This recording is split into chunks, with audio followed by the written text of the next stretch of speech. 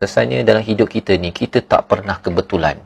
Ada sahabat-sahabat hari ni baru kali pertama. Siapa kali pertama dengar tadabbur, ikut saya di TikTok ni? Kali pertama. Tuliskan di ruang komen tu. Saya. Kan?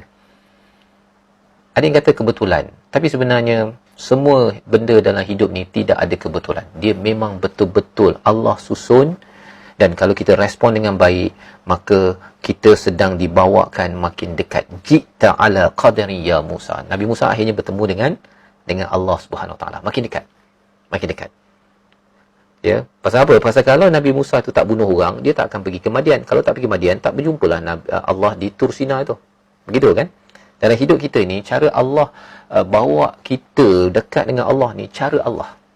Kan? Ada yang kata bahawa, boleh tak kalau saya ikut sekolah agama, belajar Quran, nanti saya terus dekat dengan Allah? Boleh, tetapi ada masanya Allah bagi pengalaman traumatik.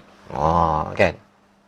Pengalaman yang mengerikan, yang menakutkan. Seperti mana Nabi Musa, kalau dalam ayat ini apa? Wa qatalta nafsan.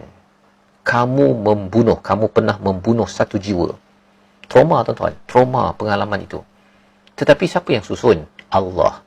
Ya, pasal kalau tak bunuh, Nabi Musa tak lari ke Madian. Kalau tak lari ke Madian, tak adalah jumpa Allah di Tur Sina. Macam tu kan cari hidup. Macam Nabi Yusuf juga sama. Ya. Nabi Yusuf pun kalau tak masuk dalam telaga, tak jadilah dia pergi ke Mesir. Kalau tak pergi ke Mesir, tak perlulah masuk penjara. Tak masuk penjara, tak adalah jadi menteri Mesir. Begitu kan cara Allah menyusun. Jadi kita bila selalu melihat kepada Asmaul Husna Allah ini adalah apa? Al-Qadir. Pasal kat sini ada perkataan qadarin ni atas qadar Allah yang berkuasa. Maka kita pun rasa, ya Allah, bersyukurnya ya Allah. Aku tahu ya Allah, sebenarnya Engkaulah yang maha berkuasa, ya Qadir.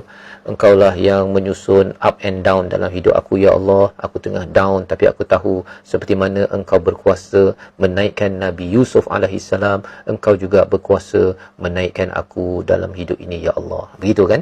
Kita berfikir positif kepada Allah dalam doa. Ya.